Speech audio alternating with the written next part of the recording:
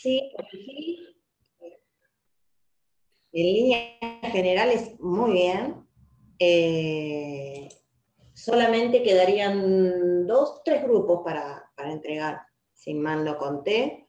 Así que ahora en cuanto entregue esta gente, yo ya corrijo y ya les mando la rúbrica de la corrección con la nota.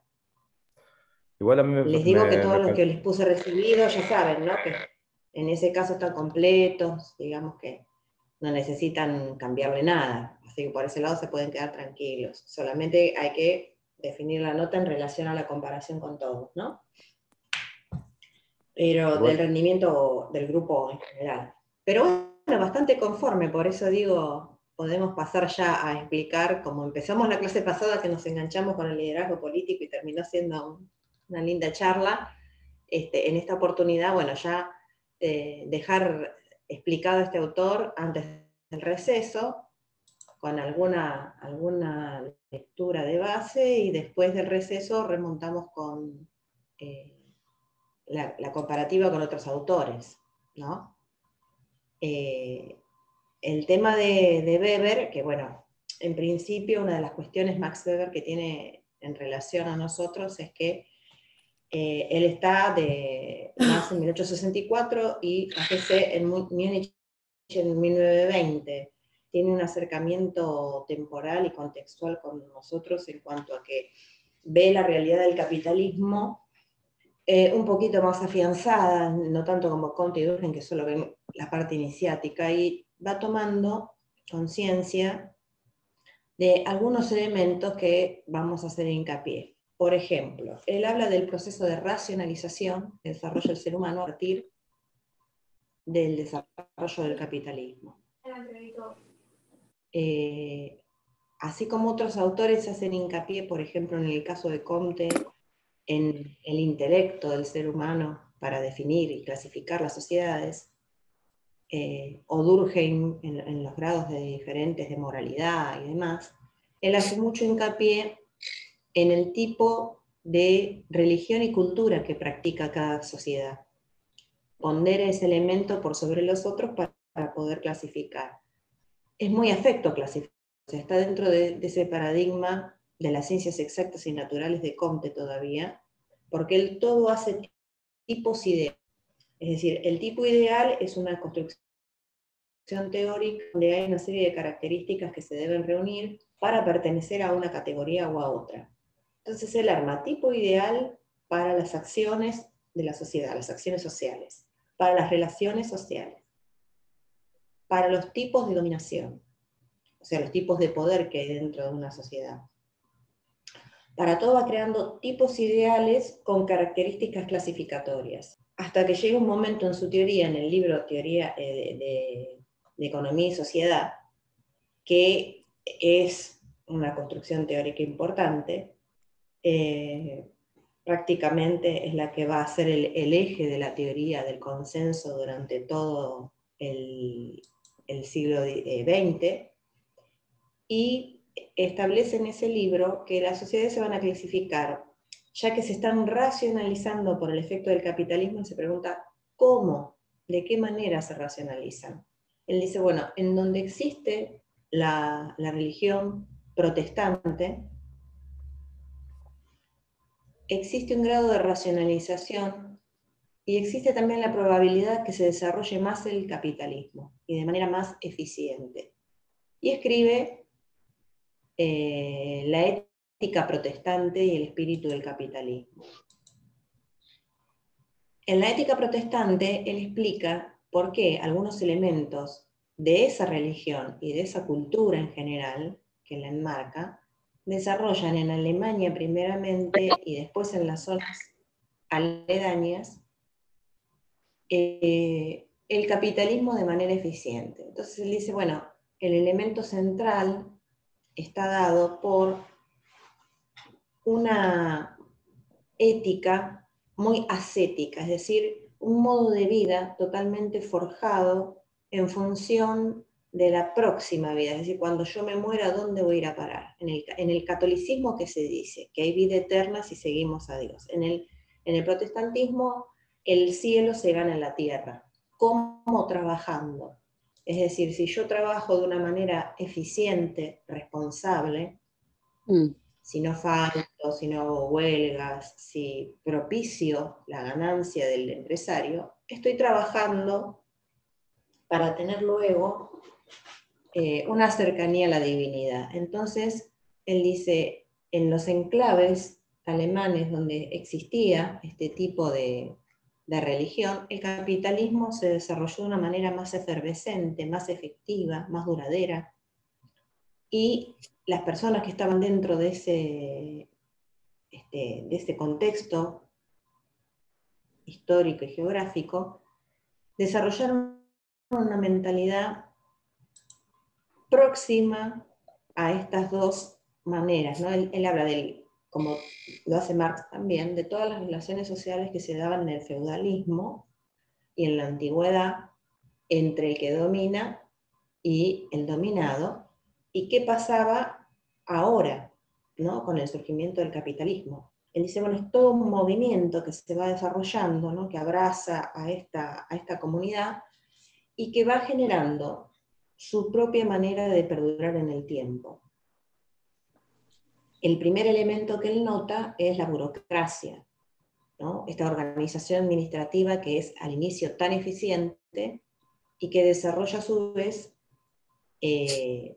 una casta de profesionales. Él habla mucho del tema de la profesionalidad, en el sentido protestante, bien alemán, ¿no? Es decir, yo soy profesional en tanto y en cuanto tengo formación, actualización y supervisión constante. Es decir, yo tengo que tener un supervisor que me califique y que vele a ver si yo controle bien mi trabajo, si yo lo hago de manera eficiente o no.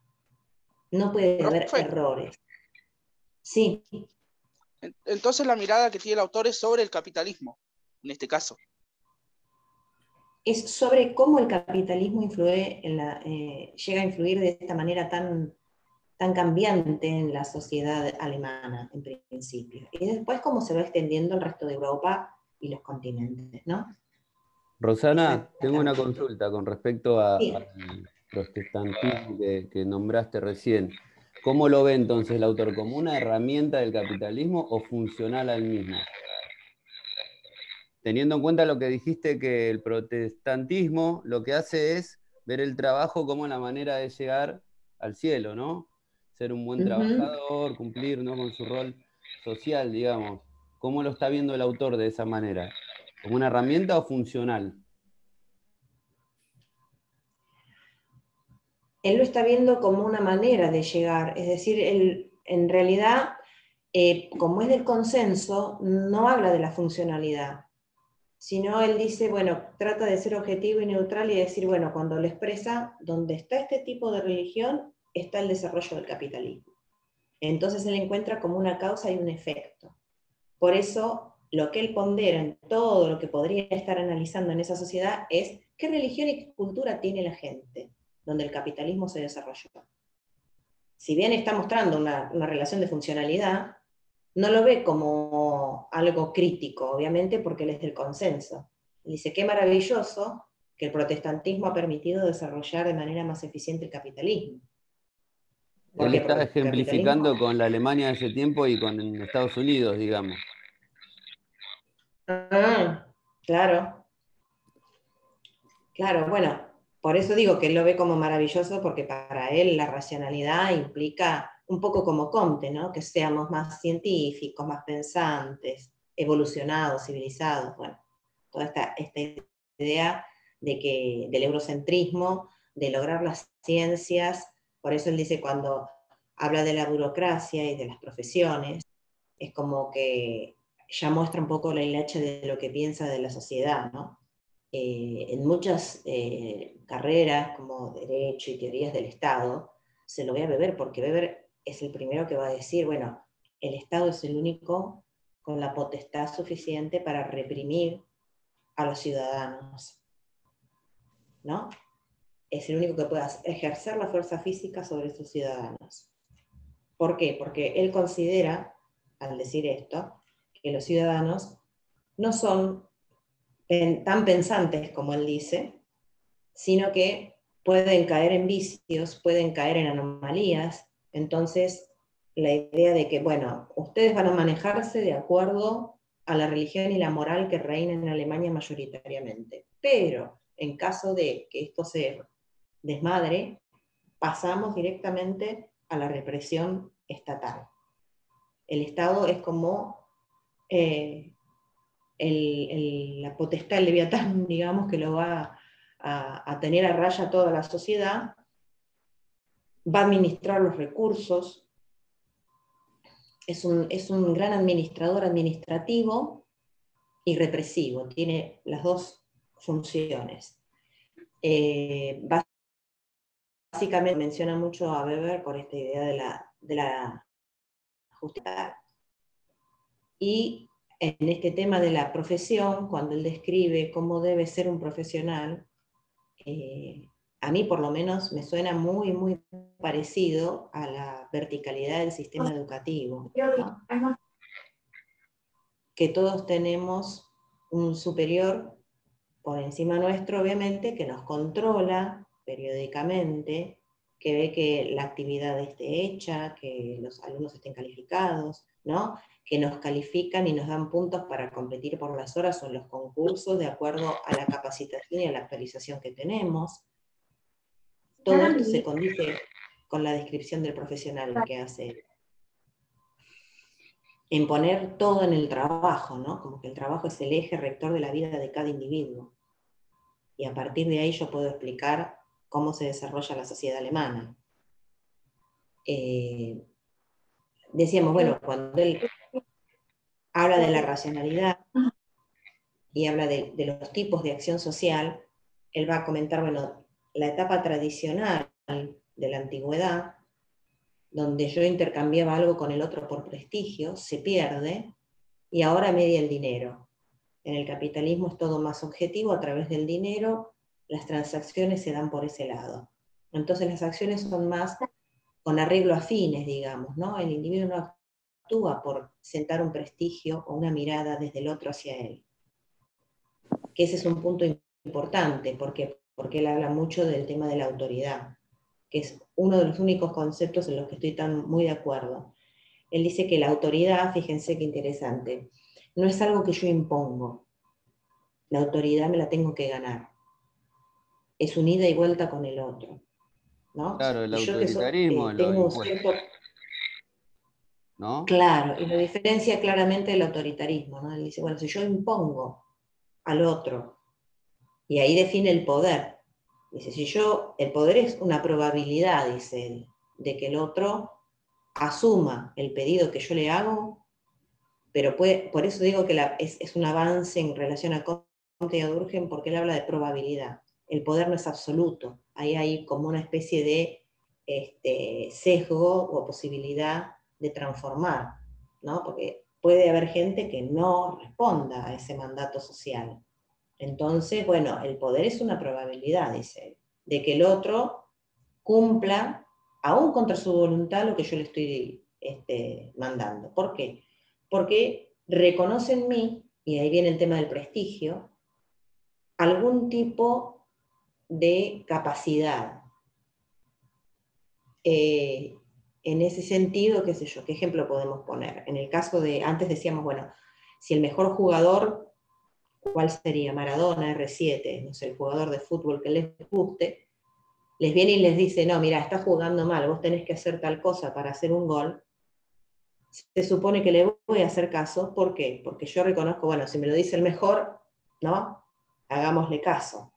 Esta es un poco la idea que tiene Weber. Si yo le tengo que reconocer al otro que es el mejor en lo que me está diciendo, y en función de eso yo respondo a su mandato. Reconozco que ejerce el poder, pero con ciertas capacidades, en función de ciertas características. Si no fuese así, si me amenaza con el uso de la fuerza, ya ahí es autoritarismo. Ahí hay otra cuestión. ¿Por qué es Entonces lo útil? que hace Porque en el Weber caso es, del... discúlpame Rosana, lo que hace Weber, a ver si te entendí, es vincular la autoridad con la meritocracia y el autoritarismo con la represión. Una cuestión así. Sí, más que con la meritocracia, porque la meritocracia ahora es un término que está muy utilizado en el sentido de que, bueno, aquel que es funcional, digamos, al sistema, va a tener becas, o lo que se decía en la época de Macri, ¿no? Que aquel que aprobaba con tanto las materias tenía las becas aseguradas, o que cumplía con, no repetía los cursos y demás, más posibilidades de recibir becas que otros chicos. Acá más que, sí, vendría a ser un mérito, o ¿qué otro término O podemos con la utilizar? aristocracia, más que nada, entonces tiene que ver. ¿Una qué, perdón? O con la aristocracia. Claro, claro. Bueno, él tiene esta idea, ¿no? De que todo lo que es nobleza, aristocracia y demás tiene conexiones, tiene formación, son especiales, ¿no? Son como más designados para el poder, para el liderazgo. Sí, lo que hablábamos un poquito la otra vez. Es bastante común, en el caso de la Alemania de este momento, hablar del tema de quiénes son los que tienen que dirigir el futuro de los países y volver a unir a Alemania, que estaba tan dividida en ideas y con tantas confrontaciones. Imagínense en 1920 lo que era Alemania, ¿no? El caldo de cultivo de todas las ideas de izquierda y de derecha, porque al mismo tiempo que estaba Weber estaba Marx, entonces se compartían muchas ideas. Y había mucha confrontación social, había muchos grupos en discusión en esta vorágine alemana. Entonces, bueno, él establece en Economía y Sociedad y en la ética protestante y el espíritu del capitalismo cuáles serían las causas del capitalismo y las características de ese capitalismo. Si bien él empieza diciendo que la burocracia ayuda, porque administrativamente genera toda una casta administrativa de funcionarios del Estado que controlan la ganancia de ese capitalismo, se desarrolla el derecho comercial, se desarrolla el derecho penal, este tema de que la propiedad privada vale más que la vida humana, ¿no? Que está por encima de... se desarrolla toda una casta de inspectores, de controles, de calidad y demás. Y entonces él dice, bueno, al inicio le genera una ganancia excesiva al capitalismo, esta especie de control visual de todo lo que se realiza. Pero con el paso del tiempo se vuelve un obstáculo de la ganancia, porque se hace imposible mantener a esta cantidad inmensa de personal, ¿no? Que hay para todo un supervisor, de los profesionales, de los trabajadores comunes, a su vez de los gerentes, y así hasta llegar al presidente. Hay siempre alguien que controla, ¿no? No es un asesor como existen ahora, sino que son todos inspectores. Entonces, todas estas categorizaciones y subcategorizaciones dentro del gobierno le resultan caras, en definitiva, mantenerlas. Y por eso el capitalismo toma la burocracia como una jaula de oro, dice él, porque después no le permite avanzar tan rápido como la dinámica del comercio y de la sociedad lo indican. Él dice, bueno, este tipo de relaciones que se hace entre la acción social, antes hay una acción social que es tradicional, hay una con arreglo a fines, que es la que más él ve. Hay otra racional y legal, que por ejemplo sería el tema de lo racional y lo legal, estaría dado cuando vamos a votar, ¿no? Uno vota porque es un derecho y una obligación, porque intenta participar políticamente como ciudadano de la nación, pero él dice, se da que la gente vota sin tener en cuenta cuál sería el príncipe o el personaje más apto para gobernar, sino que van juntando algunas cuestiones y se dejan desvelar por lo carismático, ¿no? Por ahí votan al más simpático, dice él, y no realmente al más honesto, al que tiene más valentía. Él siempre tiene en mente al príncipe valiente de la época de la antigüedad, que iba adelante con los ejércitos, que luchaba, que ejercía su potestad, su sangre azul, ¿no? Su valentía y su honestidad. Es interesante verlo, y después lo vamos a desglosar un poquito para tratar lo que nosotros ahora hablamos de carismático, fíjense en los términos que salen de la sociología y después se utilizan como la meritocracia, el líder carismático. A nosotros cuando nos dicen el líder carismático, ¿en qué pensamos? ¿Cuáles son las características de un líder carismático? Y tiene que responderle el pueblo, profe, para manifestar ese carisma. Tiene que ser avalado por el pueblo. Tiene que representar un líder carismático. Bien, básicamente, bueno, lo votamos o lo seguimos porque es simpático, tiene una plataforma que a la gente le interesa, ¿no? No O digas sea, tiene ojos claros porque ya no fue mal con eso, por favor, ¿eh? tal cual. Ojos de cielo. Los ojitos de cielo, ¿no?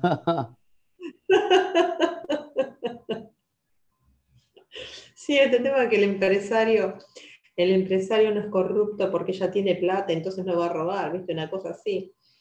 No, Tremendo. no fue muy mal con eso, sí. Pero bueno, ¿quién le cree también? Hay que ser, ¿eh? Hay que votar a ese tipo, por Dios. Bueno, no nos vamos no nos vayamos por las ramas porque terminamos mal. El tema del carismático para él no tiene nada que ver con lo que nosotros consideramos que sea elegante o que tenga feeling con la gente o sea simpático. El carisma para él es algo más excepcional, se da en una persona en 1.000.000 y tiene que ver con juntar un montón de características, tiene que reunir esas características de una manera excepcional, tiene que mostrar, como decíamos, ¿no? Como el príncipe guerrero, tiene que ser honesto, tiene que ser inteligente, tiene que tener conexiones políticas internacionales, tiene que estar muy bien formado, digamos, prácticamente un líder perfecto, que tenga todo, ¿no? Desde la honradez, la capacitación, las conexiones internacionales que nos abran las puertas como nación, o sea, es perfecto, reúne todo. No tiene asesores corruptos, no tiene, o sea, es algo que, no sé, lo estamos esperando todavía, y creo que Alemania también, porque la corrupción no es de acá nada más.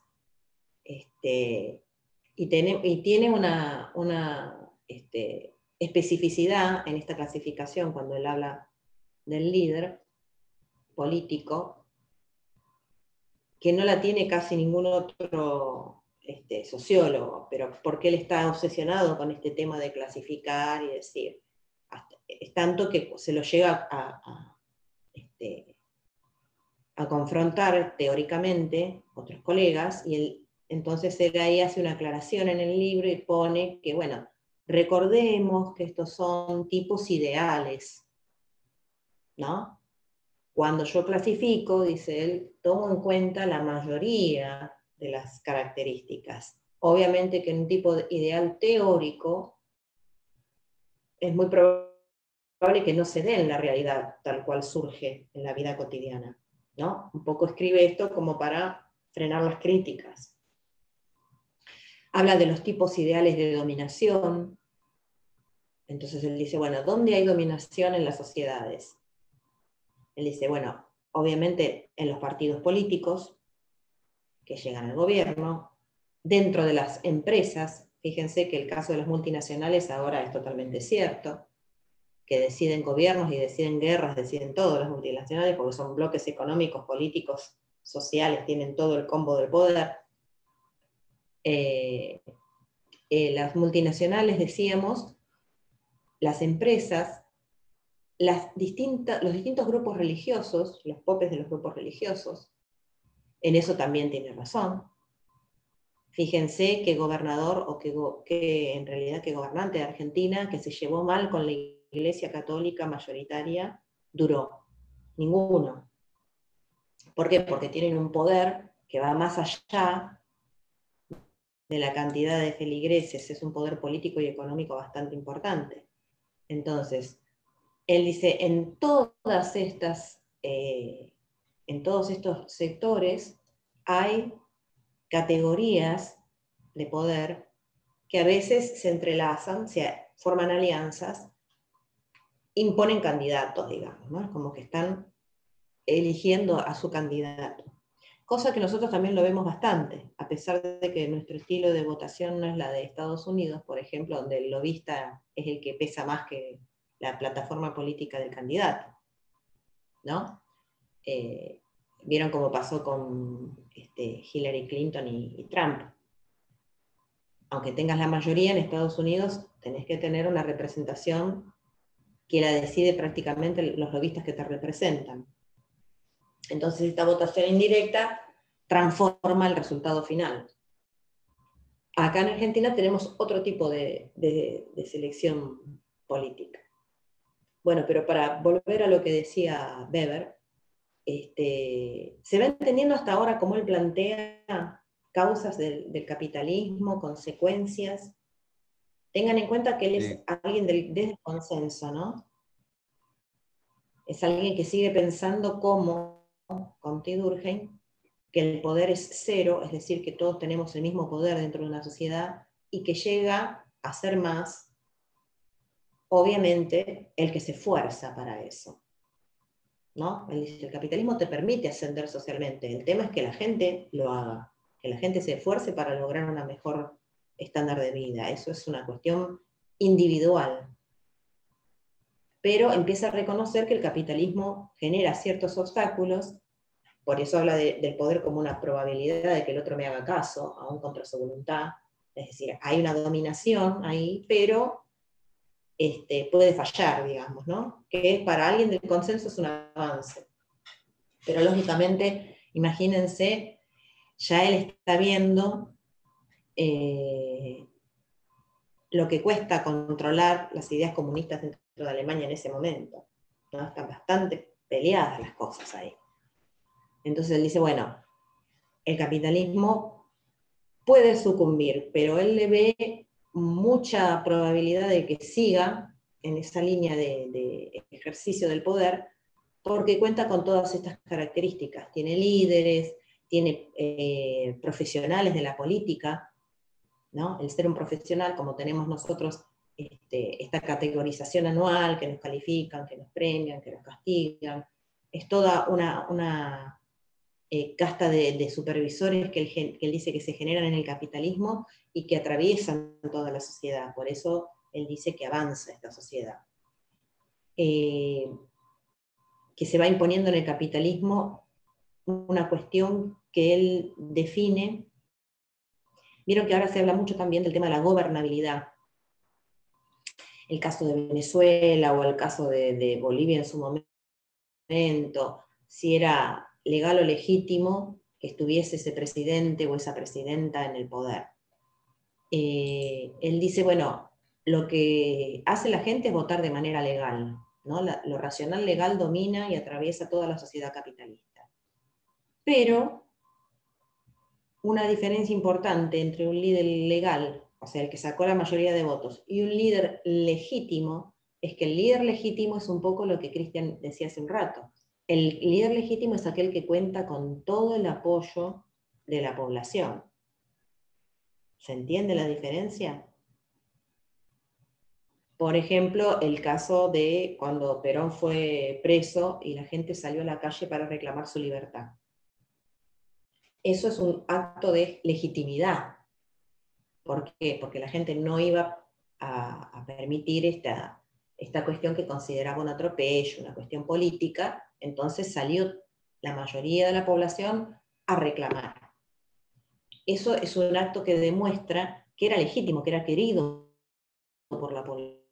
Eso es para él una muestra de legitimidad. Amén de que no lo hubiera tolerado, hubiera pedido que el Estado reprimiera, pero era como, bueno, un llamado de atención, decir, bueno, muchachos, tiene peso esta persona, no la podemos eludir, invisibilizar, poner presa, lo que fuera. Acá hay que reconocer que es legítimo, que la gente lo busca. ¿Se entiende la diferencia entre legal y legítimo? Alguien puede estar siendo votado Sí, sí, profe. y sin embargo, Como los caudillos federales, Rosana. la gente lo vota porque es el mal menor, digamos. ¿Cómo? Perdón, Cristian. Como los caudillos federales, que eran legítimos. La mayoría eran legítimos, más que legales. Si bien después tuvieron legalidad. Tal cual, tal cual. Bueno, el fenómeno del caudillismo sigue todavía, ¿no? En muchas provincias del interior, bueno, ahora por una cuestión de que si no tenés empleo público en esa provincia no tenés trabajo, no tenés manera de vivir, pero es una forma de caudillismo, digamos, el seguir como en corrientes rojos y azules, ¿no? Colorados y no colorados, porque mi familia votó todo el tiempo a este o siguió a tal caudillo, entonces yo lo sigo, aunque sepa que no es el mejor, lo sigo. Es una cuestión de tradiciones, más que de prácticas políticas o de conveniencias económicas. Hay un montón de cuestiones ahí relacionadas y dándose lugar. Bueno, tiene como ponderación entonces el elemento religioso y cultural, Weber, ¿no? Si tuviera que clasificar a Argentina, la pondría como qué tipo de sociedad, en función de la religión y de la cultura. ¿Qué les parece? Capitalista. Bien, capitalista y qué más. ¿Cuál es la religión mayoritaria o legal? La La católica. católica. Católica era la religión oficial de este país. Es la religión oficial de este país, dice ese. Bien, entonces ahí tenemos un elemento que él consideraría, diría, bueno, con el catolicismo, con las características sociales que tiene Argentina, tenemos un tipo de capitalismo que es bien tercermundista, tiene todas las cuestiones de explotación básicas al modelo, una cantidad de excluidos enorme, que cada vez es mayor, un grupo concentrado de personas que acumulan, que conforman la élite, acumulan ese capital, y estaría buscando por algún lugar cómo tratar el tema de las corruptelas y de todo lo demás, ¿no? Porque imagínense que eso era algo que a él lo movilizaba muchísimo, porque obviamente existe en todos lados, y el tema es la visibilidad y el tratamiento. ¿Qué hago yo ante la corrupción? ¿No? Para él, un líder o alguien que esté en un cargo público y que cometa actos de corrupción, inmediatamente tiene que ser juzgado. Es decir, no hay una opción de decir, bueno, vamos a ver qué pasa dentro de unos años, o que la gente se olvide y pase de largo, o que haya un juez cómplice. No, no, no. Él busca que la situación sea resuelta de manera legal, obviamente, pero que haya un corte, un saneamiento constante. Justamente él se queja de que esta situación en Alemania se sucede y que no hay una unificación del poder que permita erradicar por completo la corruptela y todas las cuestiones que a su vez trae aparejado el capitalismo. Que él en eso lo reconoce, porque él dice, en la etapa anterior había una cuestión de mérito que relacionaba a las familias más encumbradas socialmente. Ahora que se metió el dinero entre los valores principales de la sociedad, como digamos, se rotaron, se cambiaron los ejes de las relaciones. Ya no se actúa por el mérito, sino es toda una acción racional, legal, mediada por los fines. Es decir, yo para conseguir algo puedo hacer lo que sea, porque tengo la justificación de que el fin al que persigo es bueno, no importa los medios que utilice. Y él dice, eso trae aparejado también desvirtúa mucho lo que es el mérito y la convivencia en sociedad. O sea que también le está reconociendo al capitalismo que va a trastocar un poco lo que antes del capitalismo, era de una manera más tipo comunidad, más cerrado, donde todos nos conocemos y actuamos de buena manera, porque eso es lo que hace a la moral de esa comunidad, ¿no? ¿Se va entendiendo un poquito este autor? Sí, clarísimo. Sí, sí. Bien. No los Yo creo que quiero... está muy claro. ¿Cómo, Feli? Creo que bastante claro como está, que bastante, lo entiendo bastante bien ahora. Bueno, me alegro. Me alegro. La idea no es abrumarlos con todo de golpe, pero sí darles una pequeña introducción de todas las áreas que él va tocando, así después cuando les dejo el material ya lo van a leer con otra mirada, ¿no? Con una información adicional previa. Bueno, Antes de que se corte, los aliento a los que no entregaron, que no creo que estén en el grupo, pero bueno, presentes que entreguen, así ya puedo entregar las notas a los que sí ya lo hicieron y muy bien. La verdad que en ese tema estoy muy contenta con todas las entregas, como les decía al principio. Así que bueno, les deseo una linda resto de semana. Espero que puedan ir muy bien también como hicieron en las entregas mías para el resto de las materias. ¿Cómo andan con ese tema? Estamos tapados de laburo, profe. Ya igual estoy un poco atrasado con todo. Tapados, pero bien. Pero bien, claro, con Bueno, la soga al cuello, pero todavía. No, lo que yo quería decir que yo Todavía ando, respiramos. ando bien por ahí. Ando bien por el momento. aprieta pero no ahorca, no se preocupen. Van a llegar bien. Ojalá. Bueno, tengan un lindo fin de largo, un feliz 9 de julio. Disfrútenlo, cuídense. Y cuando tengamos novedades de vacunación, les avisamos por parte del instituto. Gracias, Bárbaro, profe. Rosana. Bueno, Gracias, profe, profesor, genial. igualmente. Perfecto, gracias. Nos vemos. Bien, Profe,